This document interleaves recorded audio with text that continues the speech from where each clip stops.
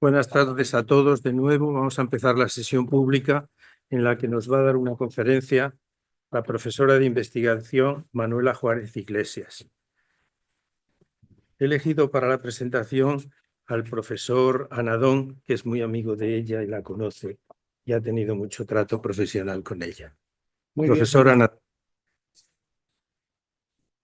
Chicos, ilustrísimas señoras, investigadores, profesores, amigos. El presidente me ha pedido encarecidamente que haga la presentación de la doctora Manuela Juárez y con mucho gusto lo voy a hacer, habida cuenta pues que he tenido bastante trato con ella, ¿no? La doctora Manuela Juárez es doctora en Ciencias Químicas por la Universidad Complutense de Madrid, es profesora de investigación, su trabajo lo ha llevado en el Instituto del Frío y últimamente en el Instituto de Investigación en Ciencias de la Alimentación, un centro mixto entre el Consejo Superior de Investigaciones Científicas y la Universidad Autónoma de Barcelona.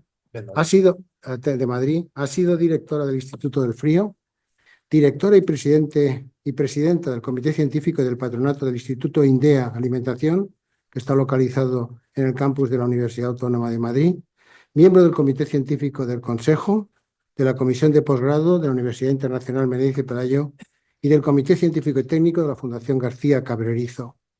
Ha sido vocal del Comité Nacional Lechero, miembro del Comité Permanente y de grupos especializados de la Comisión de Métodos de Análisis de la Federación Internacional de Lechería, del Consejo Científico del Instituto None y del Consejo Asesor de la Fundación Española de Ciencia y Tecnología. Ha sido miembro del Comité Científico y del Comité de Dirección de la Agencia Española de Seguridad Alimentaria y Nutrición. Precisamente en este comité tuve la oportunidad de trabajar con la doctora Juárez en grupos de trabajo. Valoré su lucidez y capacidad en la percepción de los asuntos científicos que se nos planteaban y la rapidez y solidez en sus razonamientos científicos. Ha sido gestora del programa de tecnología de los alimentos del Plan Nacional, coordinadora del área de alimentación de alimentos de la ANEP, subdirectora general de programación, seguimiento y documentación y un cargo importante que ha sido vicepresidenta de Ciencia y Tecnología del Consejo Superior de Investigaciones Científicas. Ha dirigido 12 tesis doctorales, es autora de más de 40 monografías y volúmenes colectivos, mayoritariamente a través de editoriales internacionales de prestigio y más de 200 publicaciones científicas en revistas especializadas y coautora de 5 patentes. Ha participado en congresos, jornadas, impartiendo más de 70 conferencias invitadas, 15 de ellas internacionales. En el Web of Sciences sale con 269 publicaciones con un índice de impacto de un H46. Es premio de investigación en tecnología de alimentos de la Fundación COE, medalla de honor al fomento de la invención de la Fundación García Cabrerizo, placa de la Federación de Industrias Lácteas por la labor de divulgación del valor nutritivo de la leche y los productos lácteos, premio internacional Hipócrates de investigación médica sobre nutrición humana de la Real Academia Nacional de Medicina del Principado de Asturias, premio internacional del International Dairy Federation Award, medalla de honor de la Sociedad Española de Cromatografía y Técnicas Afines, premio Castilla y León de Investigación Científica y Técnica, y ha recibido además el premio Mujer Agro en el 2021, premio Zamorana Ilustre en el 2021 de la Fundación Caja Rural de Zamora, hija predilecta del municipio de Andavias, Zamora, y el premio Trayectoria Profesional de la CaixaBank en eWoman Zamora 2022. Ha desarrollado su actividad investigadora en el Consejo, en el área de tecnología de los alimentos y concretamente en el trabajo relacionado con los lípidos en producción lácteos. Hay que decir que la doctora Juárez se centró en las modificaciones de constituyentes de los alimentos durante los procesos tecnológicos, especialmente lípidos y minerales de leche y productos lácteos, de interés sobre todo por el valor nutricional, que complementaron con trabajos sobre la trazabilidad de ácidos grasos bioactivos. En los últimos años, la actividad investigadora se ha centrado en alternativas para mejorar el perfil de los ácidos grasos saludables de la grasa de la leche, de interés para la salud. Las grasas enriquecidas con estos complementos, es decir, ácidos bacémico, ruménico y alfa-linoleico, han evidenciado la disminución de los triglicéridos en sangre y el consumo no se ha asociado a un aumento del riesgo cardiovascular. En cuanto a su investigación, hemos colaborado en trabajos interesantes que hemos publicado en los últimos años sobre seguridad oral aguda de la grasa láctea rica en trans 10, sobre la absorción y disposición de los ácidos alfa-linoleico, ruménico y bacémico en ratas como grasa láctea enriquecida de forma natural, y estudios de toxicidad dosis orales repetidas durante 4 semanas en ratas con grasa láctea enriquecida naturalmente, todas ellas publicadas en revistas de alto impacto. La verdad es que es una experta en CLAD, en ácido linoleico conjugado. Ya saben ustedes que ha traído mucha atención en los últimos años como una clase popular de alimento funcional, ampliamente utilizado, y se trata de un grupo de isómeros geométricos y posicionales del ácido linoleico con un doble enlace conjugado. Las principales fuentes del CLAD son precisamente los productos lácteos, por eso la doctora Juárez se interesó mucho. Bueno, tuvimos la suerte de colaborar conjuntamente en un proyecto muy interesante del Ministerio de Educación y Ciencia dentro de un programa Consolida el Ingenio 2010 sobre nuevos ingredientes de alimentos funcionales para mejorar la salud.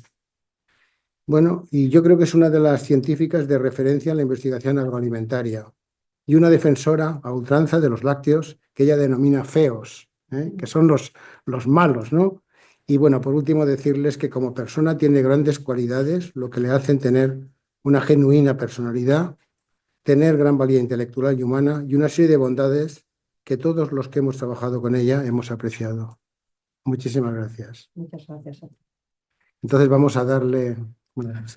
La profesora Juárez tiene la palabra.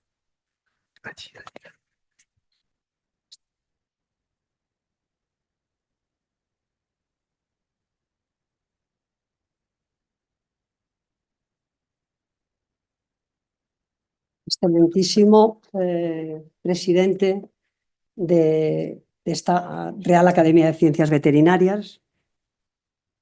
Y también quiero citar a el futuro presidente de honor, excelentísimo futuro presidente de honor de esta Real Academia de Ciencias Veterinarias. Excelentísimos académicos, amigos, señoras y señores, perdón.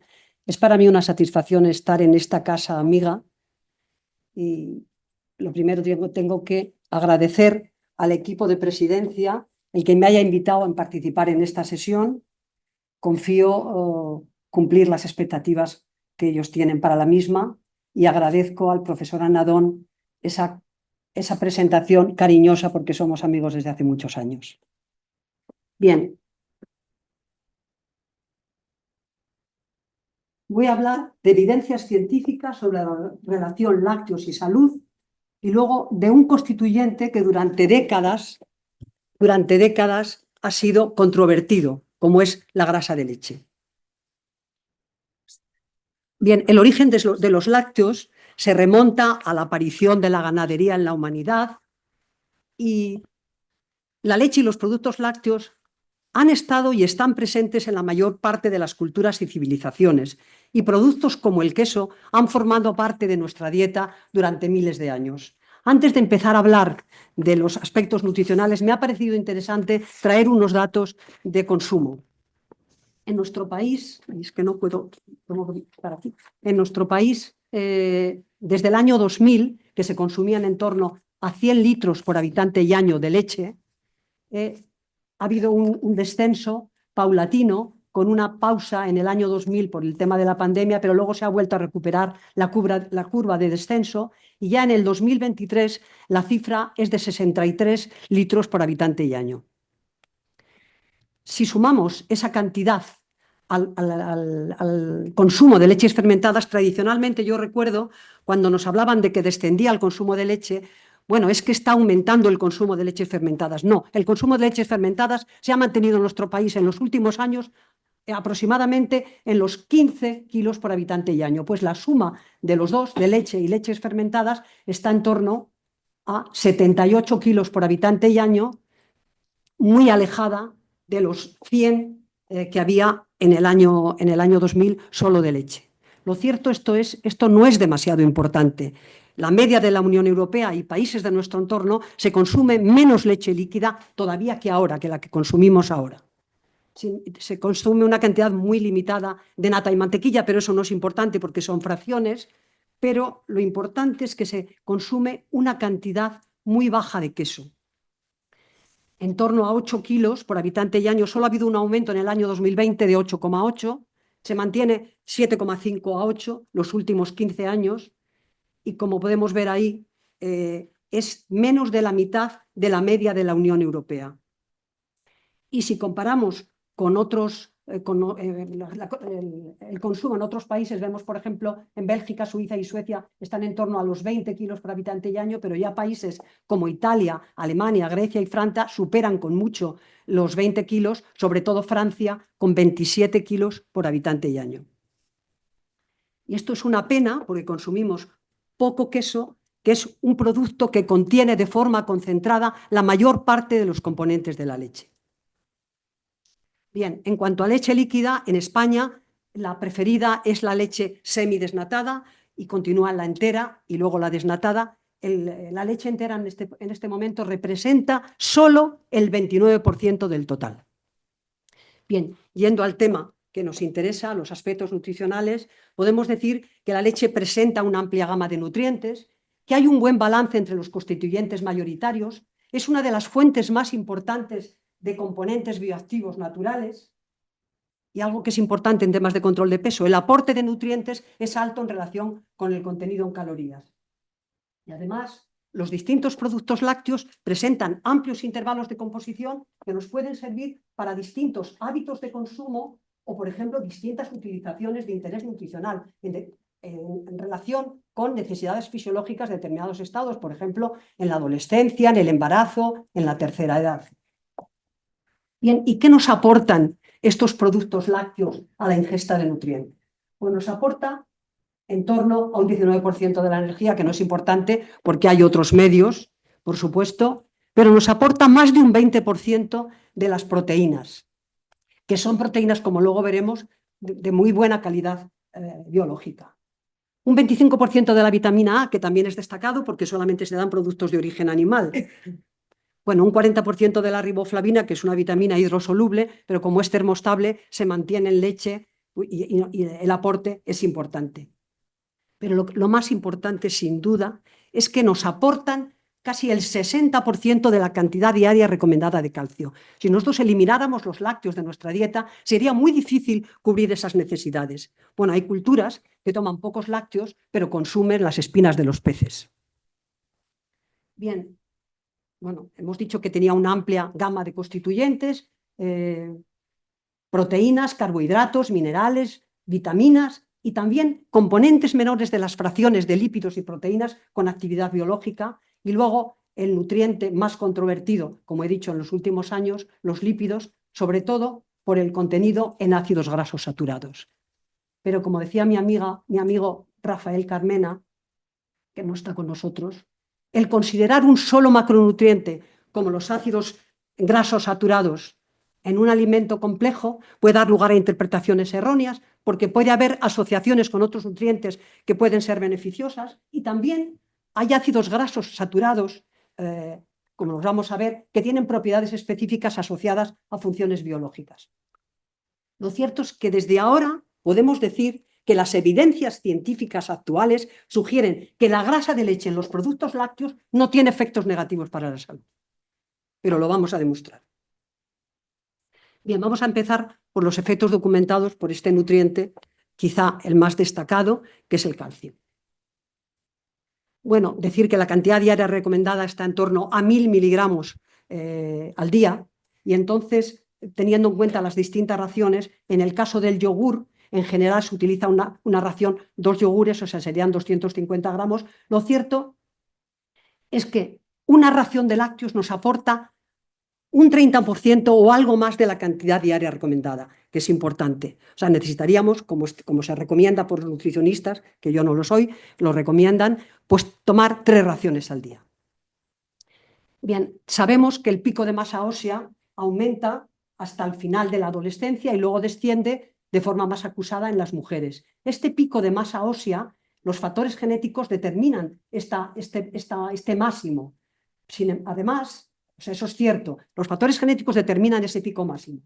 Perdón, pero, como decía Caroli en una conferencia invitada publicada en el Journal of Dairy Science, el calcio de los productos lácteos tiene un papel fundamental en la adquisición de masa ósea.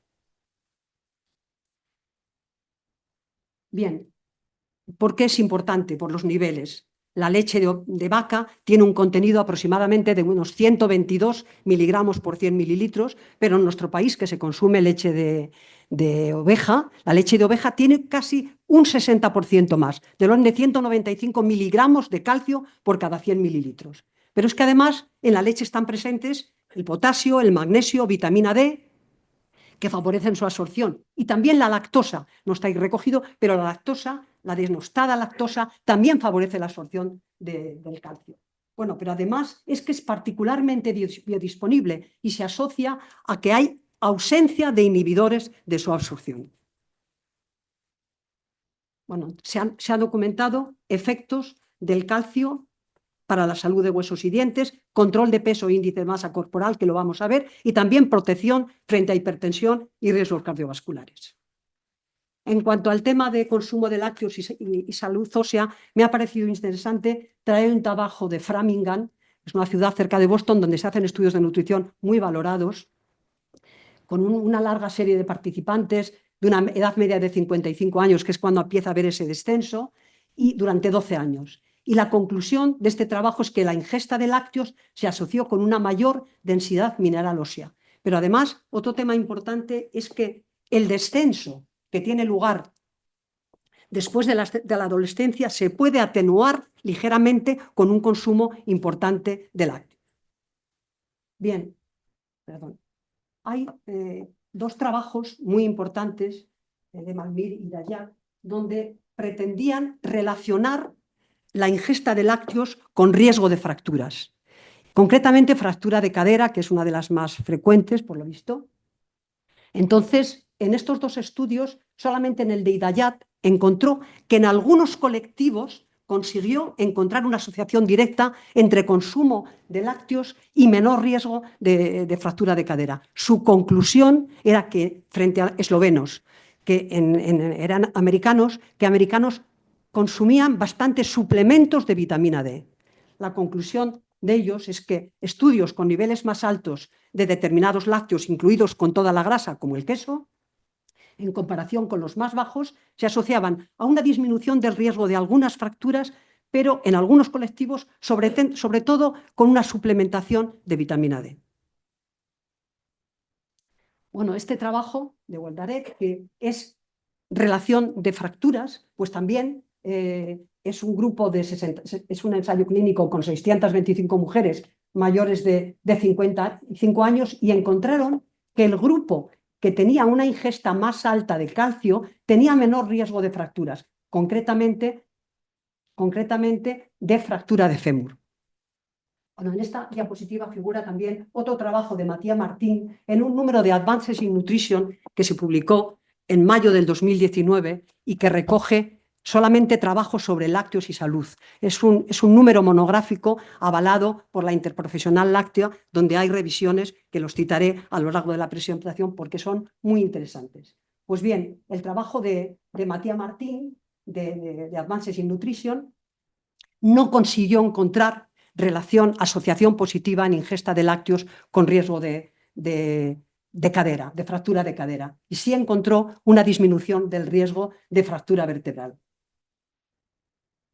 Bien, independientemente de los aportes del calcio importantísimos en la salud ósea, algo destacado es que un consumo importante de calcio con un suplemento, calcio procedente de lácteos, de 1.200 miligramos al día, actuaba sobre la excreción fecal de grasa y daba lugar, el valor medio que se encontró es de 5,2, creo ver, 5,2 gramos de extracción de grasa fecal extra al día.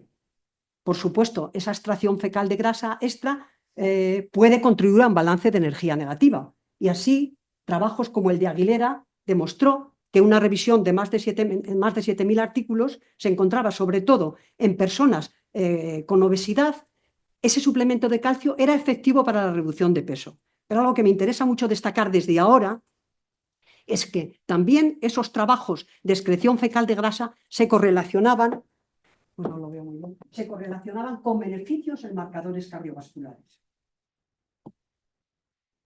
Bien, otro tema tabú que se apunta para los productos lácteos es que aumentan el peso. Bueno, pues no, las evidencias científicas demuestran lo contrario. Vamos a ver estos dos trabajos con una larga serie de ensayos clínicos y metaanálisis, y la conclusión de ellos, la conclusión es que el consumo de productos lácteos se asocia cuando hay restricción energética y disminución del peso, disminución de la grasa corporal, y concretamente Gen encontraba también que disminuía la cintura. López Sobaler no. La conclusión de ambos, es que aumentar la ingesta de lácteos con restricción energética mejora la composición corporal en la línea de disminuir la cantidad de masa grasa y aumentar la masa muscular, y facilita la pérdida de peso. Una enfermedad importante, la diabetes tipo 2, que tradicionalmente se había apuntado que el consumo de productos lácteos disminuía el riesgo de diabetes tipo 2, pero se apuntaba que era consumo de lácteos bajos en grasa. Bien, pues AUNED fue uno de los primeros trabajos que yo he visto en el que se analizaba el consumo de distintos tipos de productos lácteos, concretamente queso, 50 gramos al día, y se encontraba un riesgo relativo menor de la unidad. Un riesgo relativo menor de la unidad, y por lo tanto, la conclusión es que hay una asociación inversa entre consumo de lácteos de todo tipo, lácteos con grasa, bajos en grasa, y riesgo de diabetes tipo 2, y se atribuye a los niveles de calcio, magnesio y vitamina D. Bien, me ha parecido interesante porque el tema es tan importante y durante unos años se había relacionado solamente con productos desnatados. El trabajo de Advances in Nutrition de Álvarez Bueno hacen una revisión de 22 estudios de cohortes con un número de participantes muy alto, y el resultado es que el riesgo relativo es menor de la unidad, y por tanto la conclusión es también que hay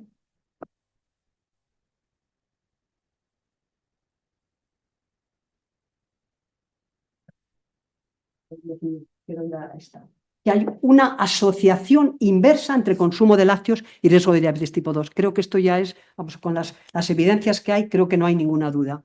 Pero por si acaso, como se atribuía ese beneficio en diabetes tipo 2 en productos sin grasa, me ha parecido interesante traer este trabajo, que es una maravilla, del grupo de Mozafarian, donde se analiza biomarcadores circulantes de grasa láctea en nuestro plasma que pasan allí como consecuencia de haber tomado productos lácteos ricos en grasa y riesgos de enfermedades cardiovasculares. Eran 3.000 adultos de 2 estudios muy importantes de nutrición, y lo que se analizaba era ver cómo al aumentar estos biomarcadores de consumo objetivo de grasa láctea, concretamente ácidos específicos de la grasa de leche con 15, 17 átomos de carbono y el trans 6, 16,1, se veía que en los 2 estudios de nutrición y en el global, el riesgo relativo era menor de la unidad. Entonces la conclusión era que concentraciones plasmáticas más altas de estos ácidos grasos indicativos del consumo de grasa de leche se relacionaban con una menor incidencia de diabetes tipo 2. Bueno, quería destacar que en estos trabajos donde se ve ese aumento de ácidos grasos bioindicadores del consumo de grasa láctea que pasan al plasma, también se asociaron con una menor, no se asociaron con riesgo de diabetes. Aquí no se habló de asociación inversa. Esos marcadores no se asociaron con riesgo de diabetes, como hasta ahora la grasa de leche era característico de poseer riesgos de aumentar las enfermedades coronarias. Bien, vamos ahora a hablar de proteínas con calcio, de efectos también beneficiosos. Bueno, es conocido que las proteínas lácteas de leche están en torno a un 3,2%. Y las proteínas mayoritarias caseínas son proteínas específicas de la leche, es un 80% del total, son proteínas fosforiladas que transportan calcio y fósforo y que nos las podemos encontrar concentradas en productos como el queso. Y el resto, el 20% restante, son proteínas solubles que tienen un valor biológico más alto que el de las caseínas, que se utiliza en la elaboración de queso, un proceso de membrana previo, también se incluyen esas proteínas seroproteínas en el queso, pero si no, se pierden en el suero, a partir del cual se pueden obtener concentrados para incorporar alimentos. Bien, pues estas proteínas hemos visto que las proteínas lácteas tienen un contenido, por ejemplo, en lisina, que es en leche, mucho más alto que en las proteínas de cereales. También tiene un contenido alto de leucina. Lo cierto que en base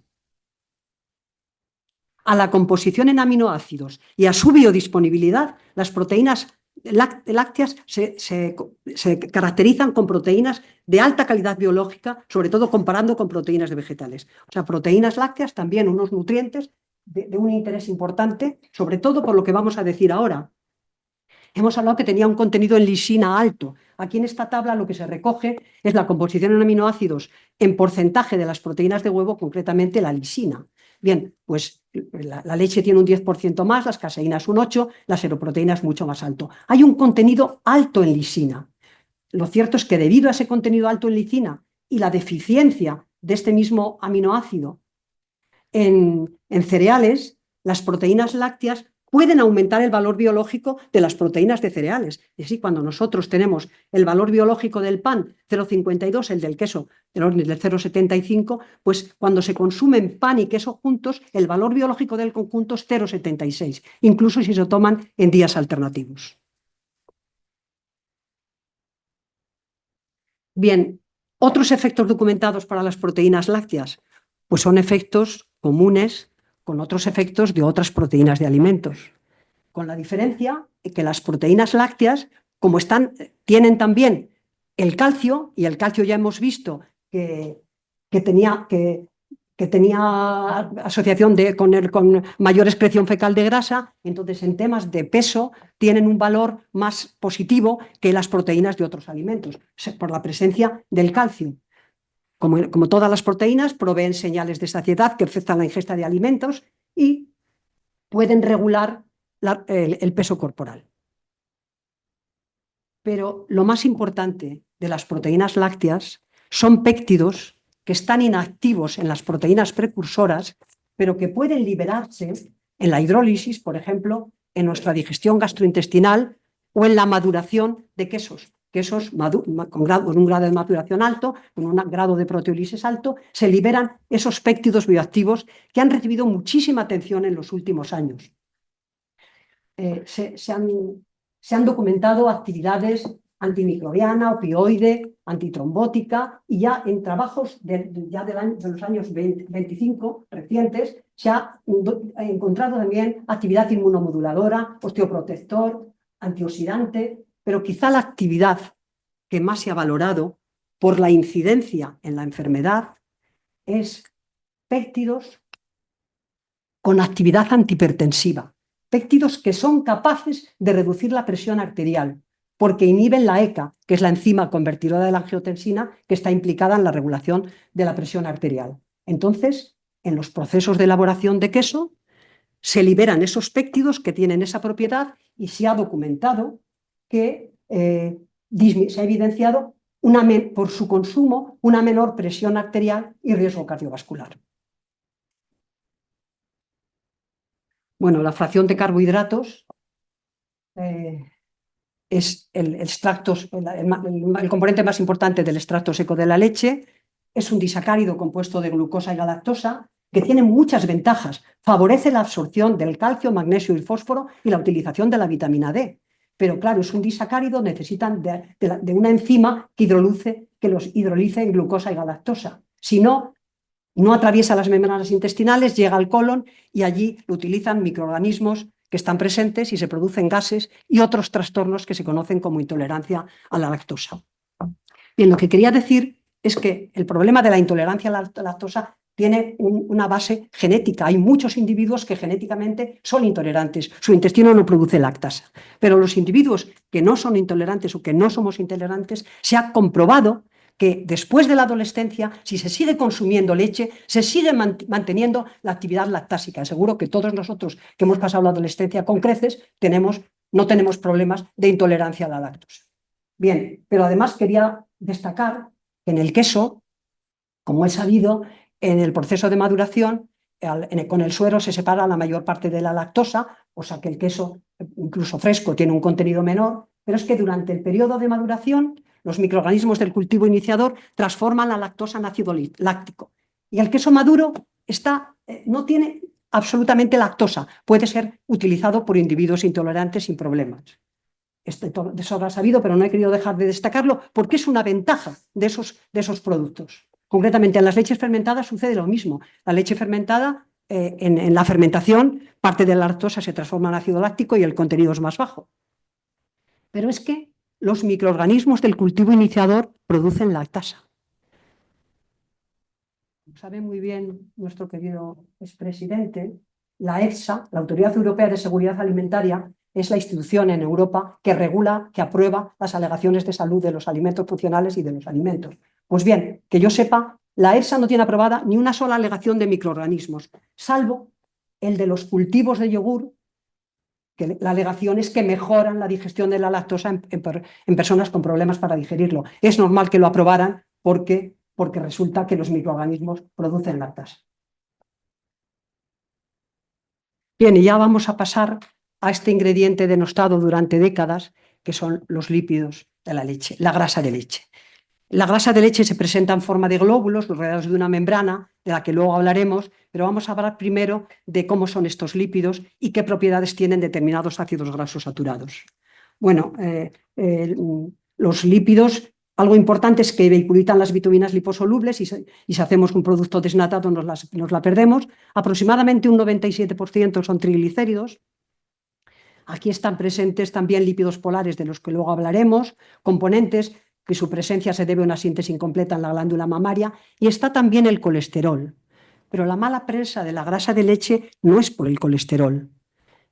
100 gramos de grasa de leche tienen en torno de 250 miligramos de colesterol. A ver quién es el guapo que nos toma no 100 gramos de grasa de leche ni 50. Y hay otros alimentos que tienen contenidos en colesterol similares. La mala prensa de la grasa de leche es por la composición en ácidos grasos. Realmente es muy saturada, tiene una media de 65% de ácidos grasos saturados, pero no todos los ácidos grasos saturados tienen el mismo efecto en el colesterol plasmático, como luego veremos. También hay un 20-25% de ácidos monoinsaturados, fundamentalmente oleico, y aquí hay una fracción interesante de la que luego hablaremos, que es de 1 a un 4% de ácidos grasos trans.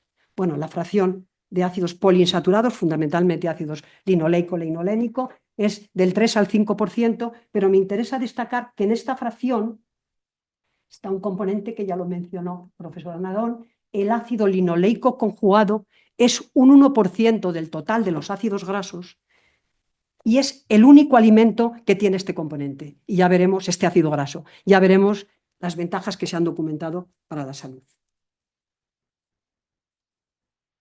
Bien, lo cierto es que por los contenidos altos en ácidos grasos saturados se ha desaconsejado su consumo, el consumo de productos completos de forma indiscriminada, incluso para los niños. Bueno, lo que quiero destacar ahora es que qué propiedades tienen algunos de estos ácidos grasos, concretamente los ácidos de cadena corta y media. Bien, la grasa de leche es la única que tiene los ácidos con 4 y 6 átomos de carbono. El ácido con 4 átomos de carbono, que su contenido está en torno a 3 o 3,5%, luego hablaremos de sus propiedades independientemente de las que vamos a decir aquí. Bien, estos ácidos grasos, junto con hasta el 10, que son ácidos de cadena corta y media, se ha demostrado que tiene actividad antimicrobiana. Niños pequeños, menores de 3 años, se ha encontrado que tienen menos trastornos gastrointestinales si consumen leche entera que si consumen leche desnatada o semidesnatada. Probablemente influye esta actividad antimicrobiana de estos ácidos grasos. Me interesa decir que toda la mala prensa de la grasa de leche, aquí ya tenemos 10% de ácidos grasos, que son los que tiene la leche de vaca, de esos ácidos de cadena corta y media con esta actividad interesante antimicrobiana, pero en las leches de oveja y cabra, que en nuestro país se consumen y se consumen muchos quesos, hay un 20% de estos ácidos grasos de cadena corta y media. Bien, propiedades del ácido butírico, además de la actividad microbiana que compartía con los otros de 4 a 10, pues además de actividad antimicrobiana, se ha visto que tiene la capacidad de reducción de procesos inflamatorios y también inhibición de carcinógenos. Y además se ha visto que no hacen falta cantidades muy grandes porque se puede actuar junto con otros componentes de alimentos. Esto se ha demostrado en cultivos celulares y en animales de experimentación. Bien, y yendo ya a los ácidos de cadena media en total, del 4 al 12 átomos de carbono, estos ácidos grasos, cuando se hidrolizan los triglicéridos en la hidrólisis con la lipasa pancreática, ya no vuelven a resintetizarse otra vez a triglicéridos. Son solubles, se mantienen y además se utilizan como fuente de energía y hace que haya baja tendencia en tejido adiposo, o sea, disminuye esa masa grasa y aumenta la masa muscular. Entonces tienen un impacto importante en la composición corporal por esto, porque se utilizan como fuente de energía rápido y no se resintetizan a triglicéridos. Entonces, lo que quería a continuación es mostrar un trabajo en el que justamente se preparan dietas enriquecidas con ácidos de 6 a 12 átomos de carbono y se observaba que esas dietas traían como consecuencia un incremento de la masa muscular y reducción del porcentaje de grasa corporal, que ya habíamos visto algo también cuando hablábamos del calcio. O sea, otro argumento más para no pensar en que los lácteos aumentan de peso y además es que se modifica la masa muscular. Bien, en cuanto a incidencia en colesterol, pues está documentado que los ácidos de 4 a 10 átomos de carbono no tienen incidencia en el colesterol plasmático, que hemos dicho ya que eran un 10% en leche de vaca. Pues bien, el ácido esteárico se metaboliza oleico y es neutro o reduce el colesterol plasmático. O sea, solamente hay 3 ácidos grasos con 12, 14 y 16 átomos de carbono que si se consumieran de forma aislada, que no es el caso con la grasa de leche y con la matriz láctea, y en cantidad excesiva, podrían dar lugar a un aumento en la relación LDL-HDL colesterol. Lo cierto es que no se ha confirmado en ensayos clínicos. Ahora decimos la afirmación que ya hicieron Lovegrove y Guo, que luego los citaremos. El consumo de productos lácteos completos aumenta el riesgo cardiovascular en individuos sanos y, por supuesto, individuos que complementen la leche con otros alimentos en una dieta variada y equilibrada, yo siempre digo, y acompañada de ejercicio físico.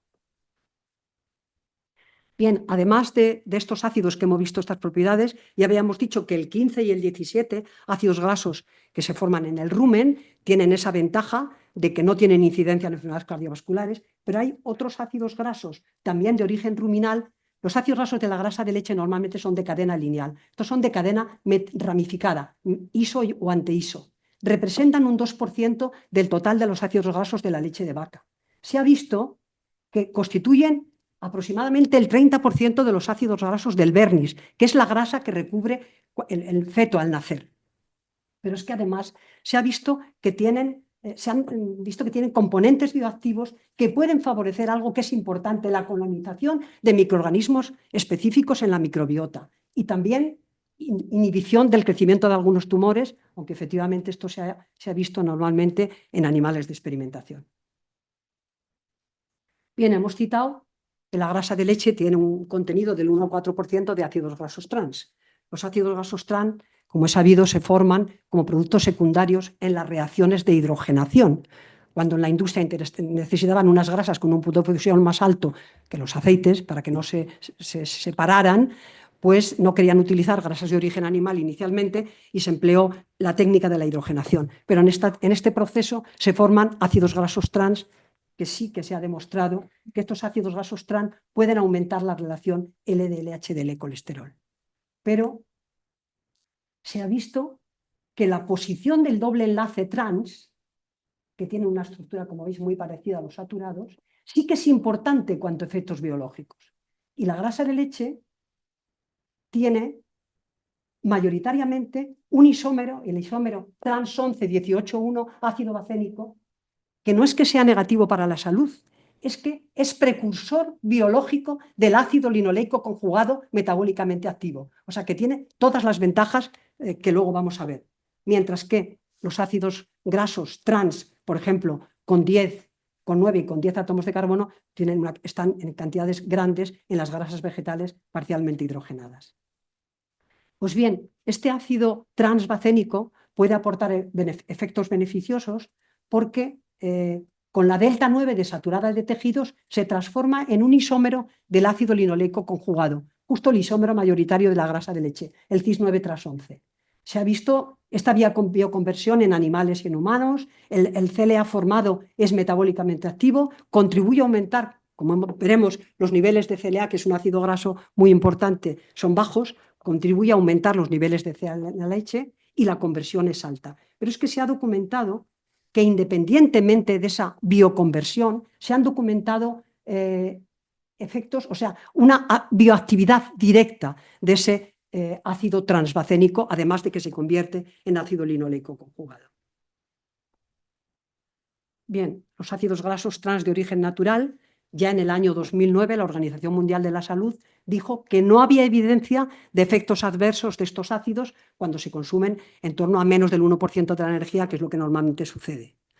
Pero bueno, después de esto ha habido un proyecto europeo para estudiar cambios en los procesos tecnológicos de obtención de grasas hidrogenadas para intentar conseguir niveles más bajos de ácidos grasos trans, pero lo que se ha visto es análisis de estudios que relacionaban los ácidos grasos trans de origen natural con el riesgo cardiovascular. Y la conclusión es que tenían un efecto inocuo estos ácidos grasos trans de origen natural que están en la leche o a un protector, probablemente por las ventajas de ese isómero mayoritario, el ácido bacénico. Bien, y vamos ya al ácido linoleico conjugado. Este ácido es un ácido con 18 átomos de carbono, con 2 dobles enlaces conjugados, que desde que un investigador australiano, Parodi, encontró que inhibía tumores inducidos químicamente, quizá ha sido el componente por lo menos de los lácteos que ha recibido mayor atención. Se ha hecho muchísimo trabajo y se ha visto que hay propiedades como modulador del sistema inmune, anticancerígeno, reducción de peso corporal y también un efecto cardioprotector. Desafortunadamente, los niveles en la grasa de leche son bajos, en 1%. Aunque todo el bacénico se transforme en CLA, sería un 2%, pero modificando la alimentación del ganado se puede conseguir aumentar los niveles de ácidos grasos insaturados y también de ácido linoleico conjugado. En nuestro grupo hemos trabajado bastantes años, hemos conseguido duplicar el contenido de ácido linoleico conjugado en colaboración con grupos de veterinarios, modificando la alimentación del ganado con semilla de lino, y hemos llegado a niveles aproximadamente del 2% de ácido linoleico conjugado. Y además, en colaboración con el profesor Anadón, lo voy a decir en este entorno porque es importante, se probó que esa grasa enriquecida en bacénico y CLA, frente a una grasa normal de grasa de leche, daba lugar a una disminución de triglicéridos y una mejora en riesgo cardiovascular de este ácido linoleico conjugado que desafortunadamente está solo en la grasa de leche, pero en niveles bajos. Bien, y ahora vamos a ver qué documentos hay sobre el consumo de productos lácteos completos y riesgo cardiovascular. Primero, me parece interesante citar algo que ya se venía antes del año 76 mencionando. ¿Qué incide en la salud? ¿Los componentes individuales o toda la matriz de un alimento complejo como los lácteos? La conclusión, hubo un workshop en Dinamarca en el año 1976. Las conclusiones se publicaron en American Journal of Clinical Nutrition y son que los estudios de intervención indican que el efecto de los productos completos lácteos completos en la salud pueden ser diferentes de los constituyentes individuales, porque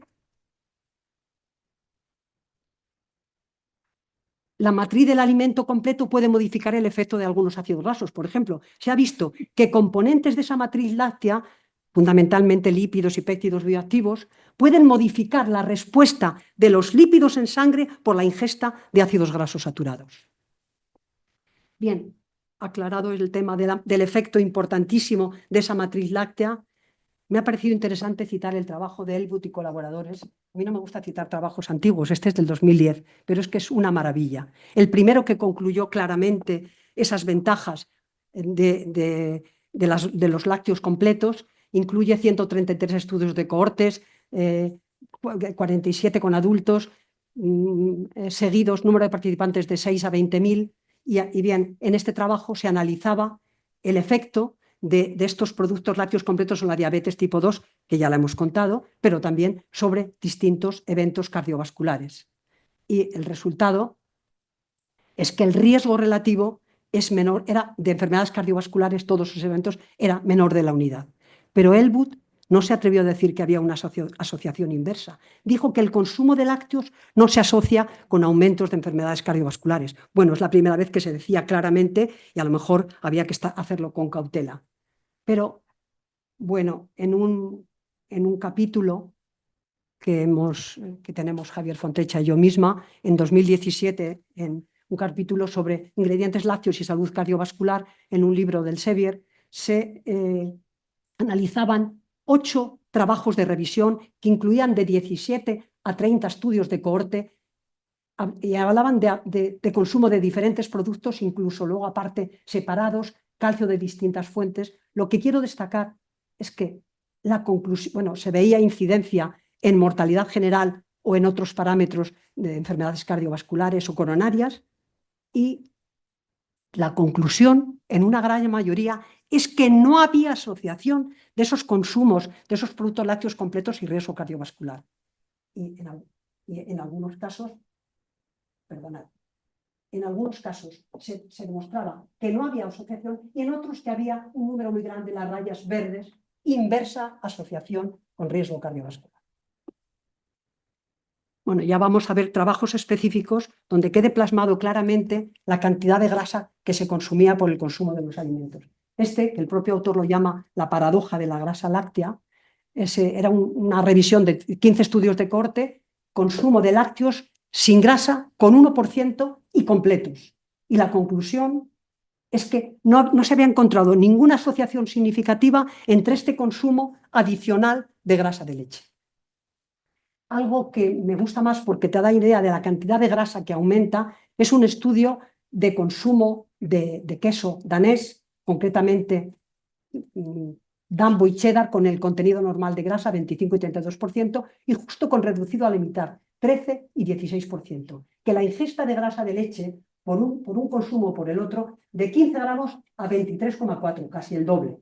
Y la conclusión es que este alto consumo de productos, porque el contenido era grande, 80 gramos por 10 milijulios, alto consumo de queso con contenido regular de grasa, no altera LDL, colesterol ni otros parámetros de riesgo cardiovascular frente a igual cantidad de consumo de productos con contenido reducido en grasa. Bueno, ya el trabajo de Guo, que se analizan 29 estudios de cohorte con más de 900.000 participantes, con niveles altos y bajos de grasa, enfermedad coronaria, cardiovascular y también mortalidad. Concretamente, bueno, hay tablas para todos los productos, pero me ha parecido interesante traer el de los productos fermentados, yogur y queso, y en este caso el consumo de queso era de 20 gramos al día. Y ya concluía que se encontraba una modesta asociación inversa entre consumo de estos lácteos y enfermedades cardiovasculares. Bueno, por destacar la diferencia, en un consumo de queso casi más del doble del trabajo anterior, de 23 a 43 gramos al día, consumo de queso en 15 estudios y análisis de enfermedad coronaria, infarto o enfermedad cardiovascular y los riesgos relativos menores de la unidad. Y por supuesto que Chen se atrevió a concluir diciendo que los resultados sugieren una asociación inversa entre consumo de queso, esas cantidades tan amplias, y riesgo cardiovascular.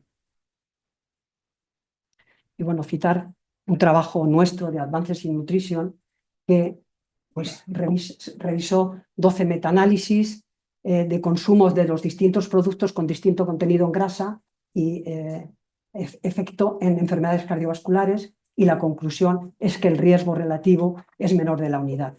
Aunque se quería es un trabajo de muchos autores, se quería decir que el consumo no afectaba de forma adversa al riesgo cardiovascular, que es verdad. Finalmente se pudo concluir que puede tener un ligero efecto protector, como realmente era, porque los riesgos relativos son bastante menores de la unidad. Bueno, me ha parecido interesante traer este trabajo porque se trata de un trabajo en el que se habla del efecto en enfermedades cardiovasculares, una dieta que llaman ellos saludable, a que le incorporan como, a ver, si metiéndole el queso esto se destroza todo, de 13 casi a 41 gramos al día, y concluyen que la inclusión de queso se considera neutra, claro, porque no tenía ningún efecto en los marcadores cardiovasculares. Y en el caso del otro trabajo, que se sustituía la leche por queso o yogur independientemente del contenido en grasa, y se encontró menor riesgo de infarto. Bueno, solamente citar, no hemos hablado de la mantequilla. Este trabajo habla de consumo de productos lácteos y enfermedades cardiovasculares de distintos productos, pero yo he recogido nada más que el de mantequilla, por recoger que efectivamente en este trabajo, con una cantidad muy moderada de 10 gramos al día, pues no había asociación con un consumo moderado. Hay algunos trabajos que llegan hasta 17 gramos al día y se había encontrado riesgo relativo de la unidad. Bien, hemos dicho que los triglicéridos están rodeados de una membrana de naturaleza lipoproteica que se han descrito propiedades como actividad antitumoral, actividad antimicrobiana. Una gran mayoría de los componentes de la membrana del glóbulo de grasa son fosfolípidos. Los fosfolípidos representan un 1% del total de la grasa y podría atenuar efectos neuronales de la edad. Bueno, dentro de los fosfolípidos destacan los esfingolípidos, que además de estos efectos se ha visto un efecto cardioprotector. Lo cierto es que esa membrana del glóbulo de grasa tiene una cantidad de lípidos polares y glicoproteínas que disminuyen en el cerebro con la edad. Bueno, quiero traer los resultados de Mariví Calvo, y es un trabajo multidisciplinar con muchos autores, liderados por Javier Fontecha, donde se analiza el consumo durante 12 semanas es un ensayo clínico en humanos mayores de 65 años, y se analiza el consumo de leche desnatada, las barras azules, frente a una leche enriquecida con membrana del glóbulo de grasa. Y se encuentra que tanto la memoria a largo plazo como a corto plazo hay un aumento significativo por el consumo de esa membrana del glóbulo de grasa. Y también se ha encontrado que si se analizan por razón por sexo, en el caso de las mujeres hay una diferencia, hay un valor significativamente más alto que, por ejemplo, que en los hombres, lo cual es importante dada la mayor expectación de día, o sea, la vida media, que es mayor en las mujeres que en los hombres. Pues es mayor y encima se consigue que esa membrana favorezca esa memoria a largo y a corto plazo, pues estupendo. Bueno, no hay prácticamente trabajos en esta línea, es una primicia, pero es de esperar que tengan este efecto porque justamente tienen componentes que disminuyen con la edad y que se aportan. Bueno, la verdad es que después he puesto unos cuantos títulos de los trabajos que se han citado. El primero de Astrup, que llamaban a los ácidos grasos de enemigos aliados. Lo cierto es que se habla de un nuevo paradigma para la grasa de leche. Yo diría de enemiga aliada, porque todas las evidencias científicas demuestran que no se incrementa el riesgo cardiovascular por el consumo y además en contraste se asocia, como dijimos ampliamente, con menor riesgo de diabetes tipo 2. Me ha parecido interesante citar la paradoja francesa. Como es sabido, Francia es el país de la Unión Europea con menos riesgo de enfermedades cardiovasculares y también menos riesgo de otros países fuera del entorno europeo. Lo cierto es que tradicionalmente se atribuía al consumo de vino tinto en la comida, una cantidad moderada de vino tinto. Pero es que en Francia se consumen 27 kilos de queso por habitante y año y 7 de mantequilla. Y además esos quesos son una gran mayoría azules con flora superficial o quesos con un alto grado de maduración y, por lo tanto, con la presencia que se consumen de péptidos con actividad antihipertensiva. La conclusión de este trabajo es que la paradoja francesa parece ser un fenómeno multifactorial y no debido aisladamente a la ingesta de vino. Bien, la verdad es que como a veces a los lácteos se les han atribuido muchísimas cosas, incluso riesgo de cáncer, aunque es un tema que se aleja mucho de mi especialidad, he querido traer algunos trabajos sobre la incidencia de determinados tipos de cáncer por el consumo de productos lácteos. En este de cáncer colorectal es un metaanálisis de Baboubès, de Advances in Nutrition, de 15 estudios de cohorte, y se observa una disminución significativa del riesgo cardiovascular por el consumo de lácteos. Entonces, hay otro trabajo, me parece que es de Kim, más reciente, del año 2020, con los mismos resultados. Alto consumo de lácteos se asocia a más baja incidencia de cáncer colorectal y aquí incluye mortalidad. Por tanto, la conclusión es que el consumo de lácteos se asocia a un menor riesgo de cáncer colorectal. En cuanto a cáncer de mama, he traído dos trabajos del 20 y del 23, y en ambos se encuentra esa asociación inversa entre consumo de lácteos y riesgo cardiovascular. Bueno, Arafat decía que había que seguir estudiando mecanismos biológicos para estudiar qué componentes biológicos de la leche influyen en esas ventajas para la salud. Lo cierto es que la conclusión es que el consumo de lácteos también se asoció a un menor riesgo de cáncer de mama. En cuanto a cáncer de vejiga, el trabajo de Bermejo, que es el que está aquí recogido mayoritariamente, pues se encuentra riesgos relativos menores de la unidad. Pero el trabajo, son los que están aquí recogidos, pero el trabajo habla de que hay falta de heterogeneidad en los resultados.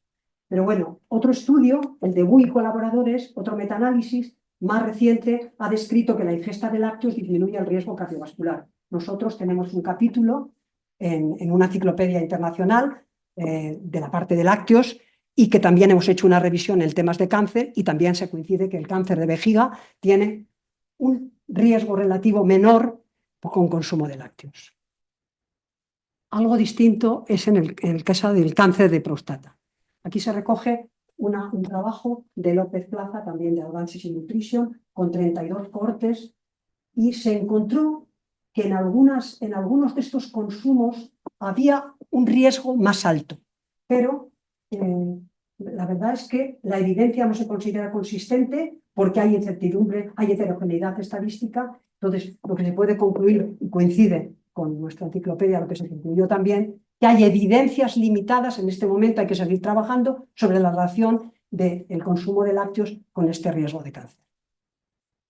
Aunque en varios de los trabajos que hemos citado se hablaba de incidencia en mortalidad, me ha parecido interesante traer este trabajo de Cabero y Redondo, que revisa más de 2.000 artículos, 8 metaanálisis con distintos estudios de cohorte, y se ve el riesgo de mortalidad. Y el riesgo de mortalidad es también menor, en torno a 0,8 a 1. Por tanto, la conclusión, aquí tenemos los riesgos relativos de 0,8, 0,9 a 1, y por lo tanto la conclusión es que el consumo de lácteos no se asocia con riesgo de mortalidad. Entonces, la verdad es que los productos lácteos destacan en una dieta variada y equilibrada porque hay tenemos que los lácteos son una fuente de calcio muy biodisponible, proteínas de excelente calidad, péptidos y lípidos bioactivos con potencial incidencia en salud, y por lo tanto creo que se puede decir que de las evidencias científicas contrastadas que hemos mostrado, el consumo de lácteos tiene una ventaja en el mantenimiento de la densidad mineral ósea y disminución en algunos tipos de fracturas, sobre todo con suplementación de vitamina D.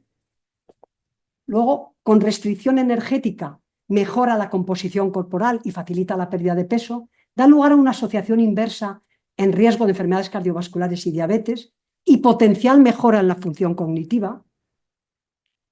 Y además hay asociación inversa con cáncer colorectal, mama y vejiga, sin asociación con otros tipos de cáncer, y mortalidad por causas diversas. Por tanto, no hay evidencias sólidas que indiquen que estos productos lácteos, que saben tan bien con esa grasa de leche, se sustituyan por productos con bajo contenido en grasa. Nada más, muchas gracias. Perdona.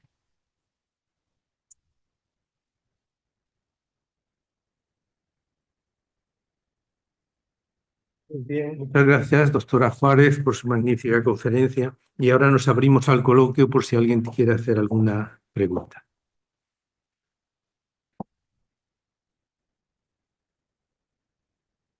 Profesor Guijarro y profesor Sánchez. Buenas tardes, doctora.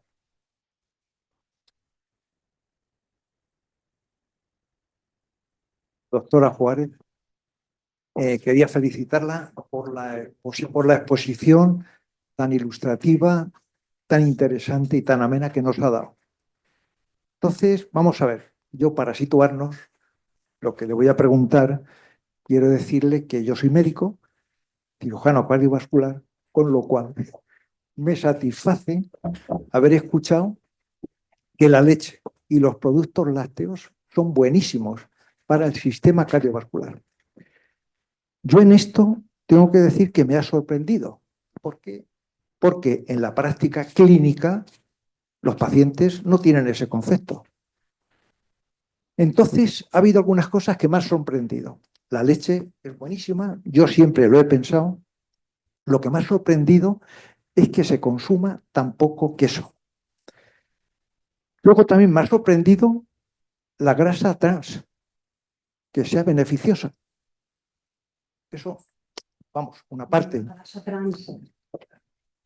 Los ácidos grasos trans puede tener incidencia en riesgo cardiovascular. La ventaja es que la cantidad pequeña que hay en la grasa de leche, como mayoritariamente es un isómero, que es concretamente el ácido bacénico, que es precursor fisiológico del ácido linoleico conjugado, se ha visto que no tiene ninguna incidencia negativa desde el año 2009. Y todos los trabajos que ha habido posteriores lo afirman. Bueno, o sea que bueno, eso ya me aclara más, gracias. Entonces, mi pregunta dentro de ese entorno, bajándome a la consulta con los pacientes, entonces vamos a ver, ¿usted qué me recomendaría para que yo transmita a esos pacientes de qué leche o qué leches pueden tomar? Segunda cuestión, si me lo permite, sería dentro de los quesos, que yo no sé cómo se consumen tan pocos quesos, porque yo, cuando voy por ahí a pueblos, en los mercadillos hay muchos quesos. Están en todos los sitios. Y mis pacientes me regalan quesos. Entonces, pero bueno, la estadística está ahí. Entonces, quería preguntarle la siguiente pregunta. Dentro de los quesos, quería decirle qué quesos podría yo recomendar a estos pacientes cardiovasculares. Repito, en el segmento de la población que tienen patología cardiovascular. Las más frecuentes, ya lo sabemos, la hipertensión, el infarto, etc. Eso es todo. Muchas gracias. Gracias. Bueno, realmente, ¿qué podemos tomar? ¿Qué leche podemos tomar cualquiera? La verdad es que la industria láctea en nuestro país tiene las tecnologías similares a Europa y los procesos están totalmente estandarizados. Cualquier tipo de leche. ¿Qué leche puede tomar cualquiera? Y quesos cualquiera, si es posible, maduros y en cantidad. Es que, bueno, yo lo hago personalmente. Yo me tomo 3 raciones al día, como es lo que manda la ley, pero como no incluya quesos, no llego a los 1000 miligramos de calcio al día. O sea que hay que tomar quesos maduros mejor, porque tienen la ventaja de esos péptidos con actividad antihipertensiva. Los otros quesos frescos, se pueden tomar muy bien como una fuente de calcio, pero no con esas ventajas adicionales para la salud. Yo la verdad es que lo que le diría es que no le aconseje a sus pacientes que no tomen leche. Yo tengo un colesterol de 268, ese varón, porque tengo una hipercolesterolemia familiar. Por supuesto, tomo leche entera sin dudar. En mi casa no se puede tomar nada más que leche entera. Y desde luego quesos, y quesos maduros con contenido en grasa alta, porque todo lo que se ha trabajado y publicado demuestra que la grasa es que lo que tiene es efectos positivos. Yo no tendría ningún... Yo cuando hablo con amigos les digo, por favor, tomar leche entera y tomar productos lácteos. Y algo que a mí me preocupa mucho, y además cuando voy a un supermercado veo a una señora que se lleva 5 cajas de leche con la lactosa hidrolizada, le digo, ¿qué problema? ¿Seguro que son ustedes todos intolerantes a la lactosa? Dice, no, es que me han dicho que es mejor. Dije, pues mire usted, conforme siga tomando leche con la lactosa hidrolizada, si no es intolerante ahora, va a ser en el futuro. Entonces, claro, lo importante es poder transmitir esta información. Yo creo que la Interprofesional Láctea en nuestro país y la Federación de Industrias Lácteas trata de comunicar resultados Y desde luego yo, si fuera médico, sería estupendo. A mis pacientes les trataría de convencer de lo que yo creo, que vamos, las evidencias son tan claras que no hay duda que no tienen incidencia en enfermedades cardiovasculares. Doctor Sánchez. Muchas gracias. También quiero felicitarle por la magnífica exposición que ha hecho con tanta argumentación. Mi pregunta es que si en la sociedad que estamos, la alimentación en general de alimentos de origen animal, ha habido un rechazo por parte de parte de la población, en la leche se ha sustituido gran parte por leche de soja. Por leche de soja. De hecho, en los supermercados, que antes apenas existían, hay cantidad de leche de soja y hay mucha gente en leche de soja, también en las cafeterías y en todos los sitios. Eso es una repercusión, va a crear una repercusión grande en contra de la leche y en contra de la salud. Eso sería una primera pregunta. La segunda pregunta, había comentado también de que dejar de tomar leche puede crear sensibilidad y puede tener una repercusión en las personas que son sensibles a la lactosa. Creo haber entendido, pero que no se argumentaba mucho en trabajos. Hay una argumentación bibliográfica en este sentido. Y ya para acabar, en los productos fermentados de la leche hay una fecha de caducidad. ¿Esa fecha de caducidad se puede alargar más de lo que establece la ley? Nada más, gracias. Muchas gracias. Bueno, pues la leche de soja, primero no se puede llamar leche de soja, tiene que ser bebida de soja. La única que se puede llamar leche es la leche normal, salvo creo que en la de, no sé cuál es, si es, no es la de almendra se puede llamar leche de soja. Yo creo que, desde luego, yo no diría nada en contra de las bebidas vegetales. Desde luego, yo creo que será mejor beber una bebida vegetal que no beber una bebida de estas azucaradas con casas y tal, como complemento, pero nunca sustituyendo las 3 raciones de lácteos. Nunca. Las industrias lácteas, yo no tengo nada, les quiero muchísimo porque han hecho un esfuerzo muy importante, pero es que hay que ser realista. Hay industrias lácteas que ahora mismo comercializan bebidas vegetales, pero es que es normal, porque comercializar solamente leche líquida es que tienen un margen tan estrecho que es que no pueden menos que acudir a otras fuentes. Y si el consumidor pide bebidas vegetales, pues acuden, por supuesto, yo lo veo perfectamente. Pero vamos, nunca, o sea, tomar bebidas vegetales, por supuesto, a lo mejor en lugar de tomar el que tome mucha Coca-Cola, es más interesante tomar eso, pero nunca sustituyendo una ración de lácteos. Eso por supuesto. El tema de la lactosa, yo no sé si lo he dejado claro. Hay factores genéticos, hay individuos que genéticamente su organismo no les produce lactasa, pero los individuos que no son intolerantes, yo tengo 83 años, sigo tomando desde luego un vaso de leche por la mañana y otro por la noche y no tengo intolerancia a la lactosa para nada, pero es que está descrito que hay una modificación prácticamente genética, y si sigues consumiendo leche, tu intestino sigue produciendo lactasa. Y en cuanto a las leches fermentadas y la caducidad, si es un yogur, no pasa absolutamente nada, porque la ventaja del yogur es que tiene un pH bajo y no hay facilidad para que, incluso aunque estuviera abierto un poco de tiempo, para que se contaminara. No importa, tampoco tiene por qué pasarse mucho. Lo que puede pasar en un yogur es que a lo mejor se acidifica más, porque sigue la fermentación, pero se puede tomar sin problema, aunque pase un tiempo. Y si lo tomas y está muy ácido, pues lo tiras, nada más. Muchas gracias. Yo solamente decirle que yo soy de familia de vaqueros. Yo en mi casa yo he bebido siempre vaso de leche. Perfecto. Ahora, después de escucharla, lo voy a beber con más gusto. Pues, gracias. Muchas gracias. ¿Hay alguna intervención más? Bueno, pues por internet hay alguna intervención. Bueno, pues entonces vamos a cerrar esta conferencia, a darle las gracias a la profesora Manuela Juárez por su intervención y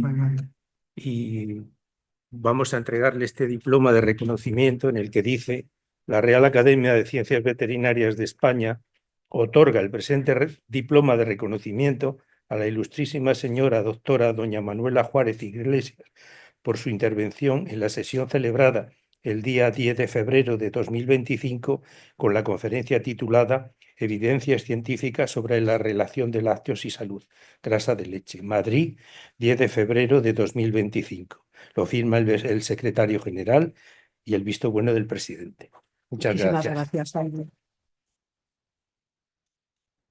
La verdad que ha sido una satisfacción estar aquí. Ha sido una satisfacción estar aquí, primero porque todos son amigos y además para darme la oportunidad de hablar este tema en el que creo, pues estoy muy agradecida a la Academia, de verdad, muy agradecida. A los dos, a los dos. Vamos a hacer una foto ahora, ¿eh? Una foto, muy bien.